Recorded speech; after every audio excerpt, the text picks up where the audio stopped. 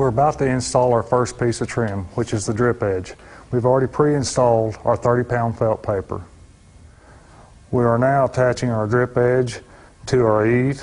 I'm using a SSR1 pan screw, and I'll be installing these screws about every 12 inches apart.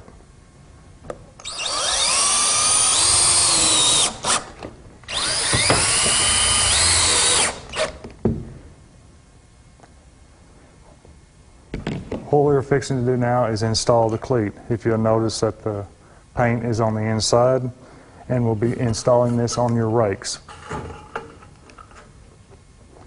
And we'll install the first screw at your bottom, moving up in 12-inch intervals.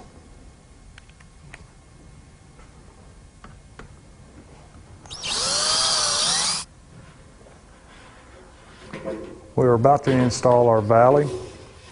If you'll notice, this is a one-piece system. We're not dependent on any butyl tape or any type of cleats to stop our leakage. We'll place the valley firmly in the center where we want to leave enough slack for folding over the drip edge. We'll be using our SSR1 screws again up close to the top, installing the one on the other side, making sure your valley's straight, firmly pushing down.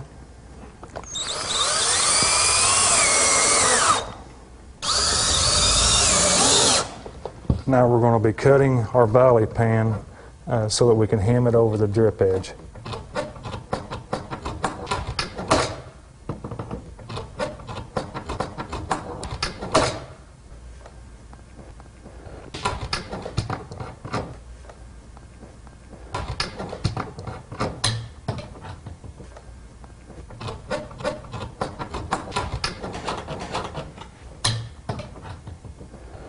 Using the 6-inch hemming tool, I'm hemming the valley over our drip edge.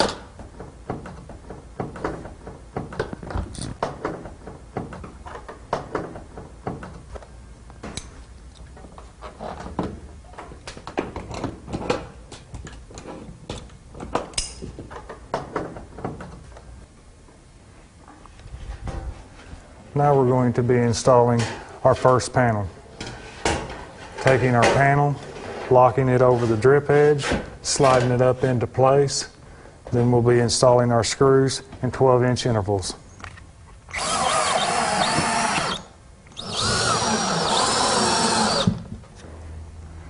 We are now installing a screw on the edge. Since this is our first panel, we do not want this panel to be caught by wind. We are now going to install our second panel, placing it over the rib of the first panel that we installed, sliding it up on our drip edge. Now we're going to lock this into place.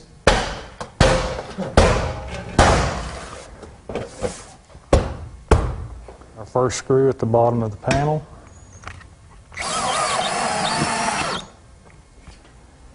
The next panel that we're about to install will be the panel that's going up the valley. We will need to bend this panel at the angle of the valley, folding this panel just like we do at our regular panels. We'll then place the panel on the roof, snapping it into place, and then sliding up the panel where our open hem slides into our valley hem.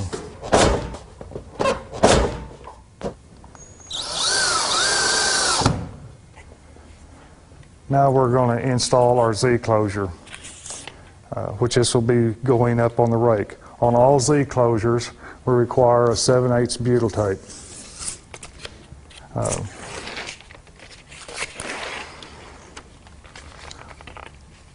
When installing this on a rake, our rake trim is 4 inches off of the outer edge.